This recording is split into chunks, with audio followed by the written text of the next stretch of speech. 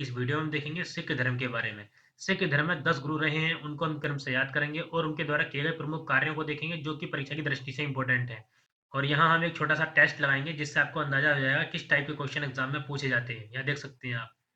ठीक है, तो चलिए स्टार्ट करते हैं। स्टार्ट करने से पहले दोस्तों अगर अभी तक आपने इस चैनल को सब्सक्राइब नहीं किया है तो चैनल को सब्सक्राइब करके बेल आइकन पर क्लिक कर दीजिए जिससे कि आने वाली सभी वीडियो के नोटिफ़िकेशन आप तक प्राप्त होते रहेंगे। तो हम स्टार्ट करते हैं। तो सबसे पहले हम सिख शब्द का मतलब देख लेते हैं। देखिए सिख शब्द संस्कृत के शिष्य से बना है जिसका अर्थ होता है सीखने वाला। सिख परंपरा में 10 गुरुओं की अवधारणा रही है जिनको हमें क्रम से याद करना है। तो उनको क्रम से याद करने के लिए मैंने ये 3 लाइनें लिख रखी हैं। इन तीनों लाइनों को हमें एक लय बनाकर याद करना है जिससे कि हमें सिख धर्म के 10 गुरु क्रम से याद हो जाएँगे। तो हम स्टार्ट करते हैं। देखिए पहली लाइन को हम कैसे पढ़ेंगे? गुरु नानक, अंगद, अमर, राम, अर्जुन। इस तरीके से हम 5 गुरुओं को याद कर सकते हैं। गुरु नानक, अंगद, अमर, राम, अर्जुन इस तरीके से आपको पढ़ना है। थोड़ी लय बनाकर तो 4-5 बार में आपको ये लाइनें याद हो जाएँगी। देखिए इस पहली लाइन से हम सिख धर्म के 5 गुरुओं को याद कर लेंगे। यहाँ पर देखिए पहले हो जाएगा गुरु नानक देव जी जिन्होंने सिख धर्म की स्थापना की थी। उसके बाद गुरु अंगद देव जी, उसके बाद गुरु अमरदास, गुरु रामदास और गुरु अर्जुन देव। ये हैं सिख धर्म के पहले 5 गुरु। इनके बारे में किए गए प्रमुख कार्यों को अभी हम देखेंगे बाद में। पहले हमें याद करना है इनको क्रम से। तो आपको इन 5 गुरुओं के लिए ये लाइन याद रखनी है, गुरु नानक, अंगद, अमर, राम, अर्जुन इस तरीके से। ठीक है, इसके बाद देखिए गुरु हरगोविंद, हरराय, हरकिशन। तीनों के नाम में हर शब्द आ रहा है। ठीक है, इस तरीके से भी आप लय बना सकते हैं। तीनों का नाम में हर शब्द आ रहा है और 4-5 बार बोलने से आपको वैसे भी याद हो जाएगा। गुरु हरगोविंद, हरराय, हरकिशन। अब देखिए इसमें गुरु हरगोविंद हो जाएँगे, गुरु हरराय हो जाएँगे और गुरु हरकिशन हो जाएँगे। ये काफ़ी कम उम्र में गुरु बन गए थे। अब यहाँ देखिए तीसरी लाइन में इनके नाम सभी जानते होंगे। 9वें गुरु थे गुरु तेग बहादुर जी और 10वें गुरु थे गुरु गोविंद सिंह जी। अब इनके बारे में थोड़ा-सा रिलेशन देख लेते हैं हम। यहाँ पर देखिए है गुरु अमरदास जी। इनकी एक पुत्री थी, इनकी एक बेटी थी जिनका नाम था बीबी भानी। उनका विवाह हुआ था गुरु रामदास जी से। ठीक है, तो इनके बाद गुरु बने रामदास। अब गुरु रामदास जी के बाद गुरुओं का पद वंशानुगत हो गया था, तो उनके बाद उनके पुत्र बने गुरु अर्जुन देव। अब गुरु अर्जुन देव के पुत्र बने गुरु हरगोविंद। इसी तरीके से इनके पुत्र बने गुरु हरराय और गुरु हरराय के पुत्र थे हरकिशन। ये गुरु हरकिशन जी काफ़ी कम उम्र में, बहुत ज़्यादा कम उम्र में गुरु बन गए थे और इनका निधन बीमारी के कारण जल्दी हो गया था। अब इनके बाद जो गुरु बने थे, वो थे गुरु हरगोविंद सिंह जी के बेटे गुरु तेग बहादुर। ठीक है, ये थे 9वें गुरु और ये थे 10वें गुरु, गुरु गोविंद सिंह। अब इनके बारे में हम देख लेते हैं डिटेल में थोड़ा-सा। सिख धर्म के पहले गुरु थे सिख धर्म के संस्थापक गुरु नानक देव जी। ठीक है, और उनका जन्म लाहौर के पास तलवंडी में हुआ था। सबसे पहले गुरु थे ये सिख धर्म के, तो इनका जन्म स्थान भी हमें पता होना चाहिए, एग्जाम में पूछ सकते हैं। जो ननकाना साहिब के नाम से जाना जाता है इनका जन्म स्थान। और ये बाबर के समकालीन थे। गुरु नानक ने जाति प्रथा, मूर्ति पूजा, तीर्थ यात्रा एवं आडंबर का विरोध किया था। सभी गुरुओं के द्वारा किए गए प्रमुख कार्यों के बारे में पता होना चाहिए। अब देखिए गुरु अंगद देव जी, इनका वास्तविक नाम था लहना। गुरु अंगद देव जी का वास्तविक नाम था लहना। गुरुमुखी लिपि के जनक। तो गुरुमुखी लिपि इन्होंने बनाई, इसको हम कैसे याद करेंगे? देखिए दूसरे गुरु थे ये गुरु अंगद देव जी, इनके नाम में आ रहा है गुरु अंगद। अंगद से आपको क्या याद आ जाएगा? अंकित। और अंकित क्या की जाएगी? लिपि को अंकित किया जाएगा। इनके नाम में अंगद से आपको क्या याद आ जाएगा? अंकित। और अंकित क्या की जाती है? लिपि। तो गुरुमुखी लिपि के जनक थे गुरु अंगद देव जी। मतलब इन्होंने ये लिपि बनाई गुरुमुखी लिपि। अब आगे देखते हैं। सिख धर्म के तीसरे गुरु हैं गुरु अमरदास जी। तो गुरु अमरदास अकबर के समकालीन थे, ये आपको पता होना चाहिए। तो इसको हम कैसे याद करेंगे? देखिए मैंने ब्रैकेट में लिख रखा है अमर अकबर। आपने एक मूवी देखी होगी या नाम तो सुना ही होगा, अमर अकबर एंथनी। तो उसी शब्द से आपको याद आ जाएगा कि गुरु अमरदास जी किसके समकालीन थे? अकबर के। अब इसके बाद इन्होंने शिष्यों को संन्यास के लिए नहीं कहा बल्कि पारिवारिक संत बनने का उपदेश दिया। उन्होंने सती प्रथा, पर्दा प्रथा का विरोध किया। अब इनके कार्य को हम कैसे याद कर सकते हैं? यहाँ पर देखिए इनके नाम में आ रहा है ये शब्द अमर। अमर का मतलब आप अमर मत समझिए, अमर का मतलब आप समझिए अच्छा। और अच्छा जीवन कोई कैसे व्यतीत करेगा? जब उनके जीवन में अच्छे कार्य होंगे। अब यहाँ देखिए पहले संत के लिए संन्यास लेना पड़ता था, लेकिन उन्होंने क्या कहा? पारिवारिक संत बनने का उपदेश दिया। तो ये अच्छा जीवन व्यतीत करने का एक संकेत है। अब इसके बाद यहाँ भी देख लीजिए, अच्छे जीवन के लिए क्या-क्या है? सती प्रथा, पर्दा प्रथा, तो ये महिलाओं के अच्छे जीवन व्यतीत करने के लिए है। तो आपको इनके नाम से ही पता चल जाएगा गुरु अमरदास। अमर शब्द से आपको पता चल जाएगा अच्छा, और अच्छा जीवन के लिए क्या-क्या है, वो मैंने आपको बता दिया है। अब देखते हैं हम आगे। सिख धर्म के चौथे गुरु, गुरु रामदास जी। अब इनके बारे में हम देखते हैं। इनके समय से गुरु का पद वंशानुगत हो गया। वंशानुगत करने के लिए इन्होंने तर्क क्या दिया? उन्होंने कहा कि गुरु की आत्मा दूसरे गुरु में स्वतः चली जाती है। ठीक है, ये तर्क दिया था उन्होंने गुरु का पद वंशानुगत करने के लिए।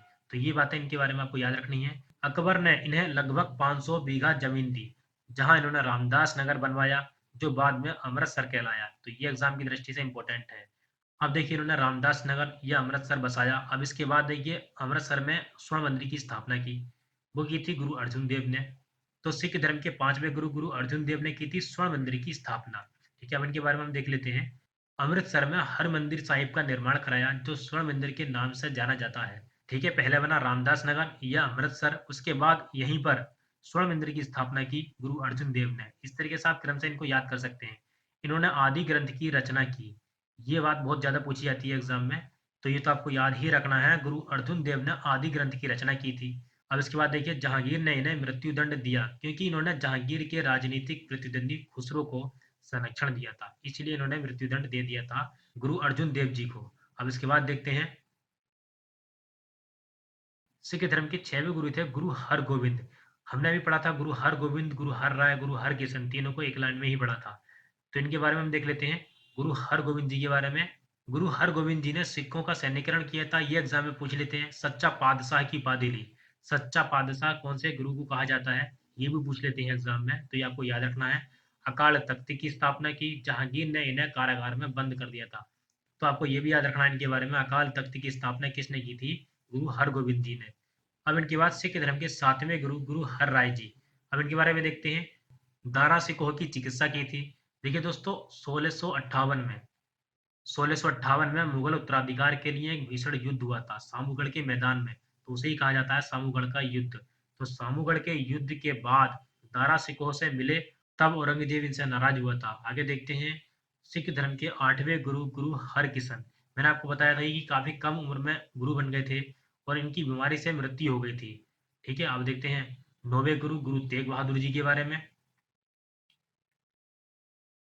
तो 9वें और 10वें गुरु को तो सभी जानते हैं। 9वें गुरु थे गुरु तेग बहादुर जी। इनके बारे में देखते हैं। इन्होंने कश्मीर के मुगल गवर्नर की निंदा की, इसलिए औरंगजेब ने इन्हें दंडित करते हुए मृत्युदंड दे दिया। इन्हीं के सम्मान में कहा जाता है कि इन्होंने सिर दिया किंतु सार नहीं दिया। ये लाइन आपको याद रखनी है, एग्जाम में पूछ सकते हैं। और वैसे भी इन गुरुओं के बारे में आपको पता होना चाहिए कि कौन से गुरु ने कौन-कौन से प्रमुख कार्य किए, और इन 10 गुरुओं का आपको क्रम भी याद होना चाहिए। इन्हीं के सम्मान में दिल्ली में शीशगंज गुरुद्वारा बना है, ये देख सकते हैं आप फोटो में। इन्हें मकलादे बाबा भी कहते हैं। तो मकलादे बाबा किन्हें कहते हैं, गुरु तेग बहादुर जी को, जो 9वें गुरु थे सिख धर्म के। अब हैं अंतिम गुरु गुरु गोविंद सिंह जी। ठीक है, 10वें गुरु या अंतिम गुरु गुरु गोविंद सिंह जी। इनके बारे में देखते हैं अब हम। इनका जन्म पटना में हुआ था। देखिए इनका जन्म स्थान भी आपको पता होना चाहिए, एग्जाम में पूछ सकते हैं। अंतिम गुरु गुरु गोविंद सिंह जी का जन्म हुआ था पटना में। इन्होंने खालसा पंथ की स्थापना की थी। इनके बारे में सभी इंपोर्टेंट बात आपको पता होना चाहिए, कोई भी बात पूछ सकते हैं एग्जाम में। अनुयायियों से पंचककार धारण करने के लिए कहा। पंचककार का मतलब केस, कड़ा, कंघा, कच्छा, कृपाण, ये है पंचककार। ये धारण करने के लिए कहा था इन्होंने अनुयायियों से। इसके बाद इनका पहाड़ी राज्यों से संघर्ष हुआ। इसी क्रम में मुगलों से टकराव बढ़ा और इनके पुत्रों की हत्या कर दी गई थी। उन्होंने औरंगजेब को पत्र लिखकर शिकायत की, जिसे जफरनामा के नाम से जाना जाता है। इन्होंने रामायण, महाभारत एवं पुराणों का अनुवाद किया। तो ये थे सिख धर्म में 10 गुरुओं के द्वारा किए गए प्रमुख कार्य और उनके बारे में अन्य तथ्य जो परीक्षा की दृष्टि से इंपोर्टेंट है। अब देखते हैं हम एक छोटा सा टेस्ट। यहाँ देखिए पहला क्वेश्चन है, गुरु नानक ने अपना उत्तराधिकार किसे नियुक्त किया था। तो दूसरे गुरु गुरु अंगद देव जी थे, उन्हें किया था इन्होंने उत्तराधिकार अपना नियुक्त। तो ऑप्शन डी इसका राइट आंसर है। इसके बाद किस सिख गुरु को अकबर ने 500 बीघा जमीन दी थी। तो 500 बीघा जमीन दी थी किस सिख गुरु को, जहां पर उन्होंने रामदास नगर या अमृतसर बसाया। तो रामदास नगर से ही आपको याद आ जाएगा रामदास जी। तो गुरु रामदास जी को दी थी 500 बीघा जमीन अकबर ने। अब इसके बाद देखते हैं आदि ग्रंथ अथवा गुरु ग्रंथ साहिब का संकलन किसने किया था। तो वो किया था, ऑप्शन डी इसका राइट आंसर है, गुरु अर्जुन देव जी ने। ये सब बातें मैं आपको पहले बता चुका हूँ ऊपर। किस सिख गुरु की मृत्यु के लिए औरंगजेब जिम्मेदार था। देखिए जहांगीर ने की थी गुरु अर्जुन देव की हत्या और बाद में औरंगजेब ने की थी गुरु तेग बहादुर जी की हत्या। तो ऑप्शन बी गुरु तेग बहादुर जी इसका बिल्कुल ठीक आंसर है। आगे देखते हैं, निम्न में से किस सिख गुरु ने खालसा पंथ की स्थापना की थी। तो खालसा पंथ की स्थापना सिख धर्म के अंतिम गुरु या 10वें गुरु गुरु गोविंद सिंह जी ने की थी। तो इसका राइट आंसर ऑप्शन ए। अब इसके बाद देखते हैं सिखों के अंतिम गुरु कौन थे, गुरु गोविंद सिंह जी। लास्ट क्वेश्चन है, पटना में किस सिख गुरु का जन्म हुआ था। तो वो भी हुआ था गुरु गोविंद सिंह जी का। ये सब बातें मैं आपको पहले बता चुका हूँ। तो दोस्तों आज की वीडियो में बस इतना ही। अगर ये वीडियो आपको पसंद आई है तो इस वीडियो को लाइक कीजिए, शेयर कीजिए। मिलते हैं नेक्स्ट वीडियो में। Thank you so much.